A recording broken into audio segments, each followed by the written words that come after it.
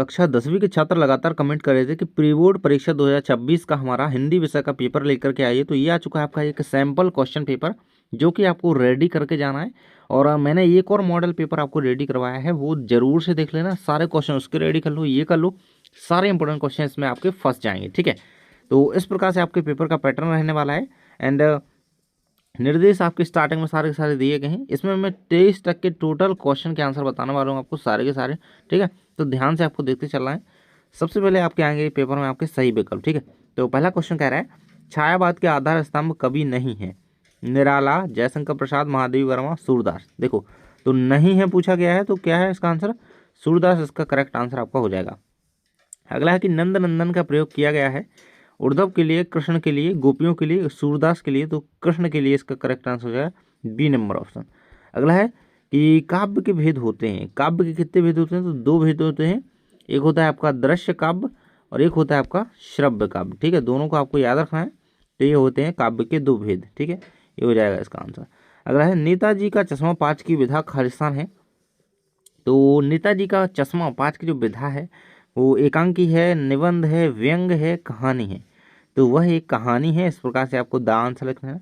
अगला है जिन मूल शब्दों से मिलकर समास बना है उसमें से पहले पद को कहते हैं। देखो, पहला पद यानी कि उसे हम पूर्व पद कहेंगे। तो आ नंबर इसका लगा दोगे आंसर। ठीक है, तो ये हो जाते हैं आपके 6 के 6 आंसर इस प्रकार से।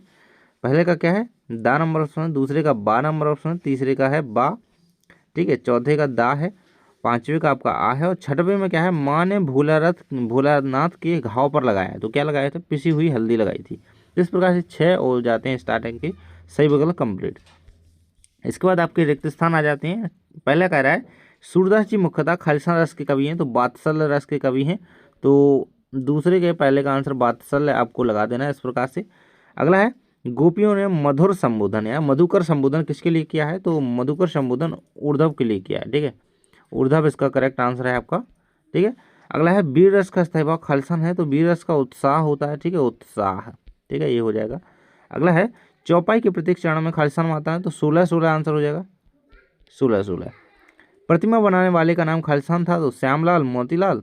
तो इसका आंसर आप लोग बताइएगा। वैसे उसे मूर्ति शिल्पी तो कहा ही जाता था। कभी कभी हमसे खालिस्तान कुश्ती भी लड़ते थे। तो पिताजी इसका आंसर हो जाएगा, पिताजी। ठीक है, इस प्रकार से आपके सारे आंसर हो जाते हैं। इसका आंसर वैसे मोतीलाल होना चाहिए। ठीक है, सही जोड़ियों में क्वेश्चन आ जाते हैं आ और वास्तव में। पहला कह रहा है आत्मकथ्य। तो आत्मकथ्य की जोड़ी आपको जयशंकर प्रसाद से मिलानी है, जो कि इनकी रचना है क्योंकि। ठीक है, अगला है रस काव्य की है। रस काव्य की क्या है भैया? तो आत्मा है। तो 4 नंबर से मिला दोगे। एक कहानी यह भी, ये मन्नू भंडारी की रचना है। नेताजी का चश्मा। तो नेताजी का चश्मा राम वृक्ष बेनीपुरी की रचना है।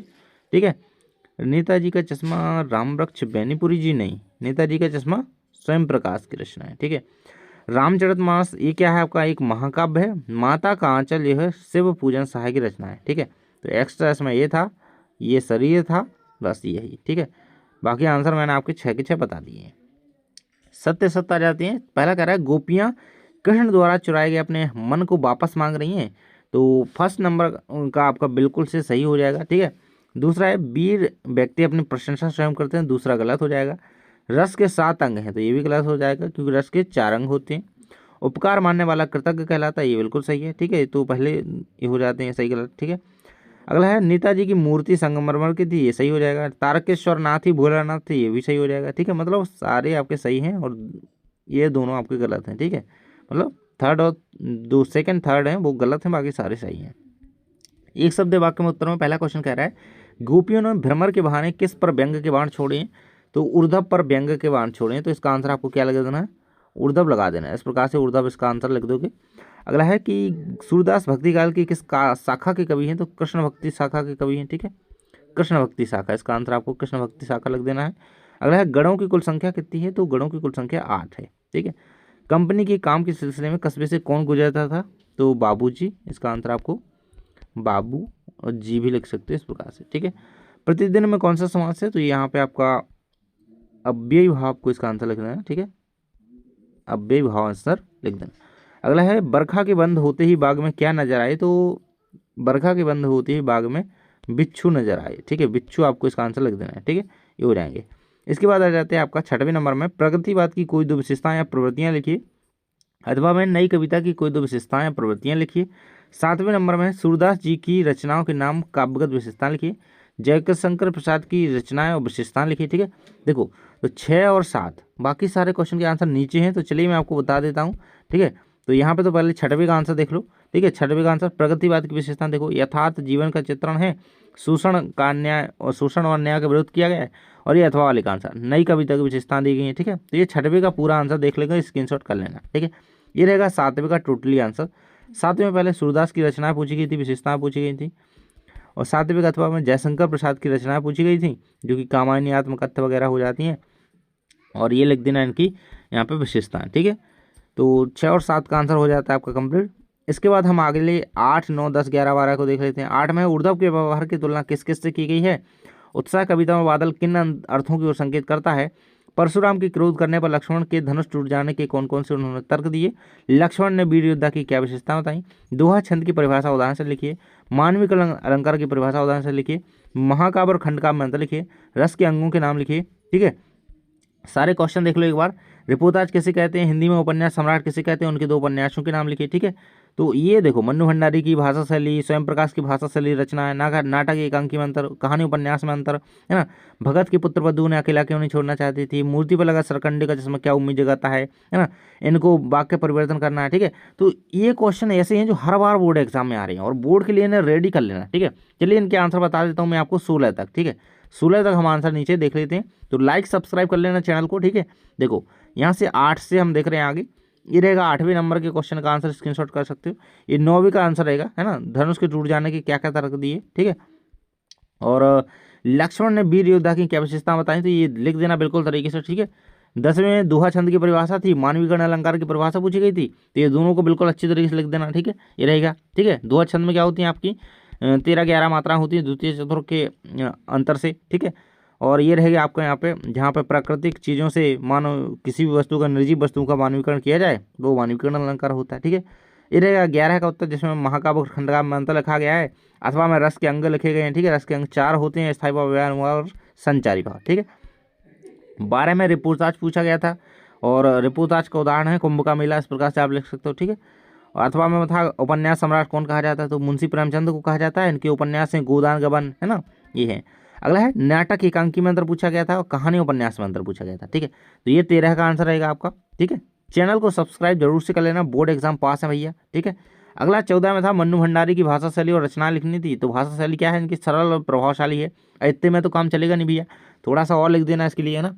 इनकी भाषा सरल है, प्रभावशाली है, बहुत ही सरलता है समझने में, है ना, इस प्रकार से लिख देना, और ये इनकी रचना लिख देना। ठीक है, जिसको भी बढ़िया तरीके से इनका परिचय याद करना है, बढ़िया टेलीग्राम पर जाओ, मैं PDF वहाँ पर प्रोवाइड करा दूंगा। ठीक है, स्वयं प्रकाश की भाषा शैली और रचनाएं। ठीक है, तो ये रही यहाँ पे व्यंग्यात्मक और यथार्थवादी शैली रही है, और ये रहेगी इनकी यहाँ पे रचनाएं। ठीक है, बाकी अदर जो है इनका पूरा पढ़ लेना। ठीक है, ये रहेगा 15 का आंसर। भगत की पुत्र बधू उन्हें क्यों नहीं छोड़ना चाहती थी, क्योंकि कोई दुर्घटना ना हो जाए, क्योंकि वह कमजोर हो चुके थे, है ना, उनका स्वास्थ्य ठीक नहीं रहता।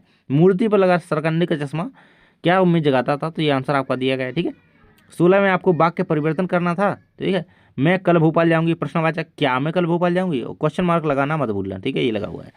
यह आपका विद्यालय निश्चितार्थ यह आपका विद्यालय नहीं है। ठीक है, रामघर जाता है, रामघर जाओ। ठीक है, इस प्रकार से हो जाते हैं वाक्य परिवर्तन। ठीक है, इसके बाद इसके अथवा में था आँख का तारा होना, ये देखो मुहावरे के वाक्य प्रयोग थे। ठीक है, बहुत प्रिय होना, आग में घी डालना, समस्या वरना, गागर में सागर। ठीक है, इस प्रकार से ये सारे के सारे आंसर आपके दिए गए हैं।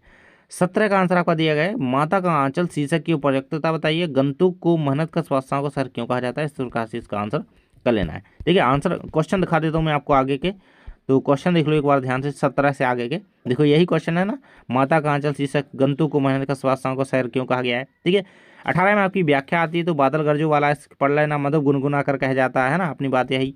ठीक है, तो इनको पढ़ लेना। अब ध्यान से आप देख लो आगे, मूर्ति संगमरमर के थी, ये गद्यांश आपके आ जाते हैं, दोनों इनको अच्छी तरीके से कर लो। ठीक है, यदि इनमें से के चैप्टर से बन सकता है एक कोई। ठीक है, 20 में है भाई मेरे जीवन का लक्ष्य विषय पर अनुच्छेद लिखना है, या फिर संवाद लेखन भी आ सकता है, तो आंसर बता देता हूँ। ठीक है, और ये अपहृत काव्यांश है, तो इसके आंसर देने होते हैं इन तीनों क्वेश्चन के, इसको पढ़ करके। ठीक है, ये गद्यांश में इसी प्रकार से होता है, इन 3 क्वेश्चन के आंसर देने होते हैं। चलिए, तो आपके 21 तक के आंसर दिखा देते हैं। ठीक है, आगे के 17 से, ये 17 का आंसर आपको दिखाई दिया था अथवा के साथ। ठीक है, ये 18 का आंसर देख लो पहले तो। ठीक है, ये इस तरीके से व्याख्या किस पार्ट से ली गई है। ठीक है, और क्या बताया गया उसमें, ठीक है। सूर्यकांत त्रिपाठी निराला द्वारा रचित कवितांश से ली गई हैं, ठीक है, उत्साह से ली गई हैं, और इसका प्रसंग रहेगा, ये इसका भावार्थ रहेगा, ठीक है। इस प्रकार से आप लोग दें। मधुब गुनगुना कर कहा जाता है, ये आपका ये कहाँ से ली गई हैं, ये जयशंकर प्रसाद की आत्मकथा से ली गई हैं, ठीक है। इस प्रकार से आप इनको लिख देना, ठीक है। गद्यांश में क्या था, मूर्ति संगमरमर की थी, ये स्वयं प्रकाश जी के चैप्टर नेताजी का चश्मा से ली गई हैं, ठीक है। इस प्रकार से पूरा लिख देना है आपको इसके बारे में। अगला चैप्टर जो था आपका, अगला जो गद्यांश था वो आपका बाल गोविंद भगत के पाठ से लिया गया है, जो कि रामवृक्ष बेनीपुरी की रचना है, ठीक है। इस प्रकार से यही मेन चीज़ होती है, बाकी आप इस तरीके से इसका भावार्थ वगैरह लिख सकते हो। 20 में था आपका अनुच्छेद लेखन लिखने के लिए कहा गया था, मेरे जीवन के लक्ष्य पर। जिस प्रकार से आप लिख सकते हो अपने हिसाब से भी लिख सकते हो। और मैंने बोला था कि संवाद लेखन आता है, तो संवाद लेखन ये वाला कंप्लीट कर लेना। मित्रों के बीच परीक्षा की तैयारी को लेकर संवाद, ठीक है, ये वाला कर लेना। 21 का भी आंसर देख लो। गद्यांश और काव्यांश के कुछ प्रश्न के आंसर देने थे। शीर्षक का भारत का गौरव पहले का हो जाएगा। अपने देश को प्यार क्यों कहते हैं, तो इस तरीके से आप इसका आंसर लिख लेना, ठीक है। इसका भावार्थ लिख देना। और ये रहेगा आपका अगले वाले क्वेश्चन का आंसर। गद्यांश पर आधारित कुछ क्वेश्चन थे, तो स्वस्थ शरीर का महत्व और हमारा शरीर अनमोल है, शुद्ध असली के अशुद्ध नकली, ये हो जाएंगे आपके विलोम शब्द, ठीक है। तो ये कर लेना। अब आगे क्वेश्चन क्या है, लास्ट वाले क्वेश्चन में आपके क्वेश्चन क्या पूछा गया है, ठीक है, तो उनको देख लो एक बार ध्यान से। देखो लास्ट में ये है, विद्यालय के प्राचार्य को शाला शुल्क मुक्ति से आवेदन पत्र लिखना है, वार्षिक परीक्षा की तैयारी में अपने पिताजी को एक पत्र लिखना है, और विज्ञान के चमत्कार, स्वच्छ भारत अभियान, विद्यार्थी वन अनुशासन, ठीक है, छपी गया है तो पेपर में बिल्कुल से, और आने वाला है, ठीक है। तो ये देख लो आप इनके यहाँ पे आंसर, यहाँ से देखो पहले तो निबंध, ये अपनी एप्लीकेशन देख लो, ठीक है। ये शुल्क मुक्ति के लिए आवेदन पत्र, ठीक है, ये मैं अच्छी तरीके से डाल दूंगा वहाँ पे, वहाँ से आप ले लेना, ठीक है। ये पिताजी को पत्र, इस तरीके से आप लिख सकते हो। और ये निबंध लेखन में आप यहाँ पे मेन तो रूपरेखा याद कर लोगे, तो आप पर निबंध की हेडिंग अगर याद है तो अंदर आप आसानी से लिख दोगे, ठीक है, ये रहेगी इस प्रकार से। और बाकी सारे अन्य विषयों पर भी कर लेना। तो इसी प्रकार से आपको आंसर याद करके जाना है। एंड अदर सब्जेक्ट की तैयारी के लिए आपको चैनल को सब्सक्राइब कर लेना है। और मिलते हैं अगली वीडियो में, बाय बाय।